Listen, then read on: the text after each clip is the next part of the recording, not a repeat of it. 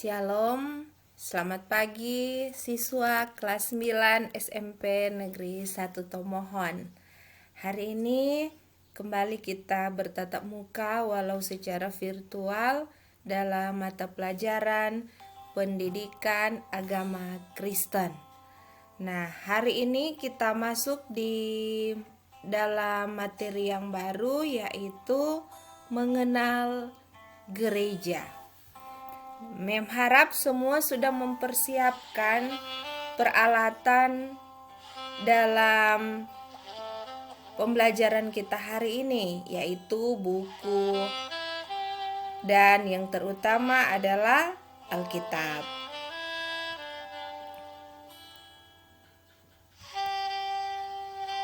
Anak-anak yang dikasihi oleh Tuhan, dari materi kita hari ini tentang mengenal gereja, ada tujuan pembelajaran yang hendak dicapai melalui materi kita untuk hari ini, yaitu melalui model pembelajaran Discovery Learning.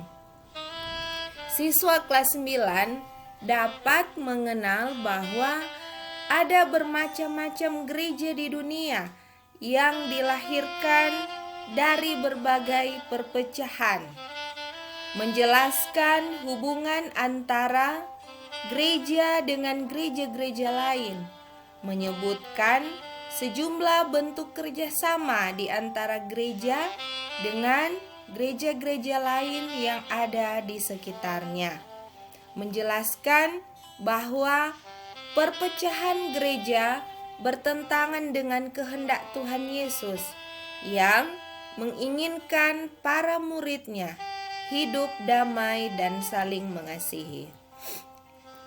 Anak-anak yang dikasihi oleh Tuhan, saat ini ada lirik lagu yang sudah Mem siapkan, yaitu "Ku Tak Pandang Dari Gereja Mana". Silakan kalian amati dan identifikasikan lirik lagu yang sudah Mem siapkan.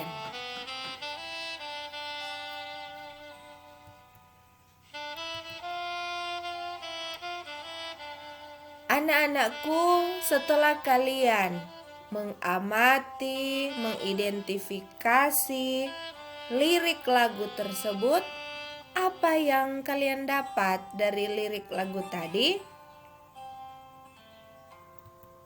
Ya, benar. Dalam lirik lagu ini menyatakan bahwa bukan dari mana suku dan gereja kita berasal yang kita lihat, tetapi tentang hati kita yang sama dan berdiri pada firman-Nya di dalam Yesus Kristus. Maka kita adalah saudara-saudari seiman dan merupakan bagian dari keluarga Allah. Anak-anak, saat ini silakan kalian melakukan literasi.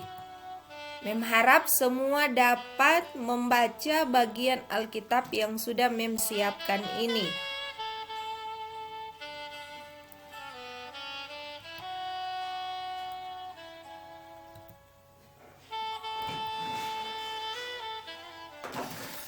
Ternyata dari materi ini kita dapat melihat bahwa ada beraneka ragam gereja di dunia yang dilahirkan dari berbagai perpecahan. Namun, gereja-gereja ini terpanggil untuk mengusahakan persatuan dan kerjasama yang baik antara satu dengan yang lainnya.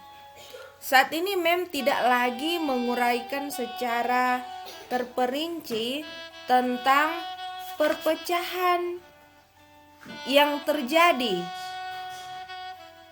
Anak-anak bisa membaca lebih jelas dari buku cetak halaman 14 sampai halaman yang ke-16 ya.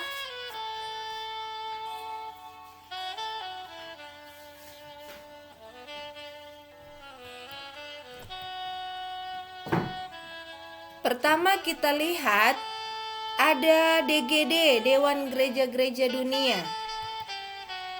Dewan Gereja Dunia atau DGD adalah suatu organisasi perhimpunan antar gereja yang didirikan pada tahun 1948, bertujuan untuk membentuk kesatuan di antara umat Kristen. Nah, Dewan Gereja Dunia adalah sebuah persekutuan gereja-gereja yang mengakui Tuhan Yesus Kristus sebagai Tuhan dan Juru Selamat sesuai dengan Alkitab dan berusaha untuk memenuhi panggilan bersama untuk kemuliaan kepada Allah yang satu, Bapa, Anak, dan Roh Kudus. Kedua, kita perhatikan Persekutuan Gereja-Gereja di Indonesia atau PGI. Pada tanggal 25 Mei 1950 berkumpul kira-kira ada 22 gereja Protestan di Indonesia dan mendirikan Dewan Gereja-Gereja di Indonesia yang sekarang ini berganti nama menjadi Persekutuan Gereja-Gereja Indonesia atau yang kita kenal dengan PGI. Anak-anak,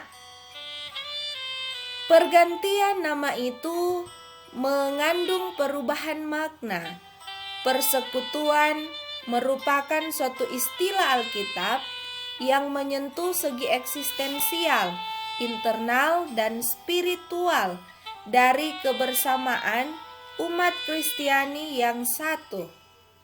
Nah, sesuai dengan pengakuan PGI bahwa Yesus Kristus adalah Tuhan dan Juru Selamat dunia, serta Kepala Gereja, sumber kebenaran dan hidup, yang menghimpun dan menumbuhkan gereja sesuai dengan firman Allah. Maka, sejak berdirinya PGI, gereja-gereja berkomitmen untuk menyatakan satu gereja yang esa di Indonesia. Keesaan itu ditunjukkan melalui kebersamaan dalam kesaksian dan pelayanan, persekutuan, saling menolong dan membantu. Oleh karena itu, PGI tidaklah bermaksud untuk menyeragamkan gereja-gereja di Indonesia.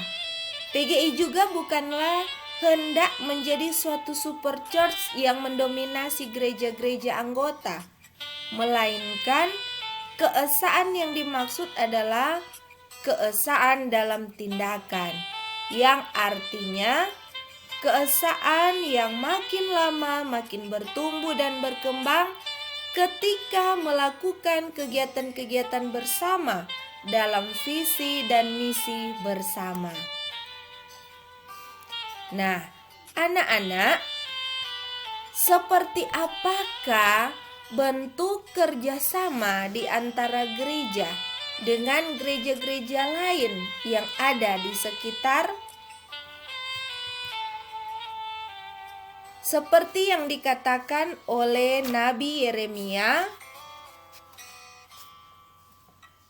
dalam Yeremia pasal 29 ayat 4-7 bahwa tidak boleh hidup eksklusif dan tidak peduli dengan masyarakat di sekelilingnya. Oleh sebab itu, gereja harus sadar bahwa gereja hadir di dunia bukan hanya untuk dirinya sendiri. Gereja hadir untuk menjadi berkat bagi kota, bahkan bagi seluruh dunia.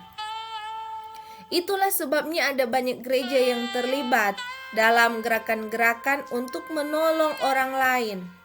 Beberapa gereja di Indonesia aktif dalam gerakan untuk melestarikan lingkungan hidup dan dengan demikian membuat dunia ini lebih layak untuk kita diami.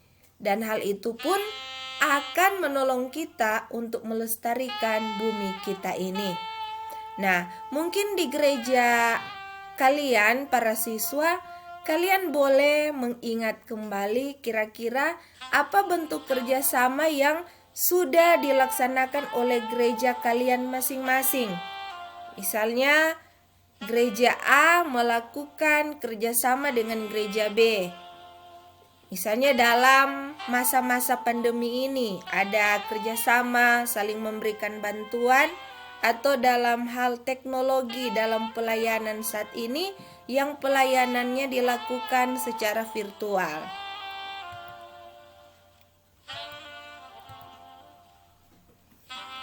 Nah, anak-anak, sekarang kalian perhatikan, ternyata Tuhan Yesus berdoa agar murid-muridnya dan semua pengikutnya, termasuk kita semua, untuk tetap bersatu.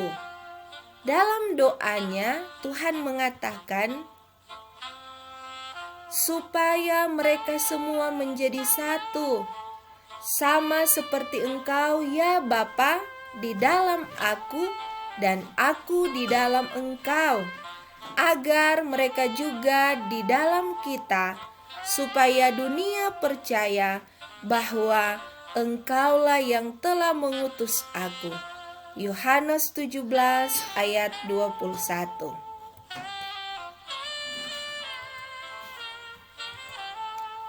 Anak-anak, dalam doa Yesus menunjukkan bahwa kesatuan murid-murid dan pengikutnya sangat penting, karena kesatuan itu mencerminkan kesatuan Yesus dengan Bapanya di sorga. Dengan kesatuan itu juga para murid memberikan kesaksian mereka kepada dunia. Dengan demikian, dapat kita lihat bahwa Tuhan Yesus tidak menghendaki perpecahan gereja itu terjadi, karena hal ini akan menghambat kesaksian gereja kepada dunia bahwa Tuhan Yesus telah mendamaikan seluruh umat manusia.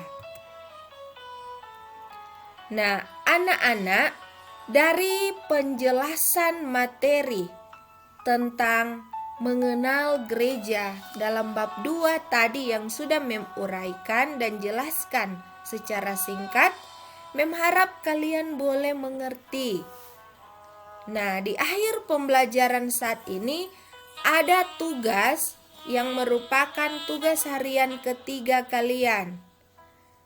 Silakan kalian membuat tugas yang sudah Mem buat. Ini ada 5 nomor. Silakan kalian kerjakan.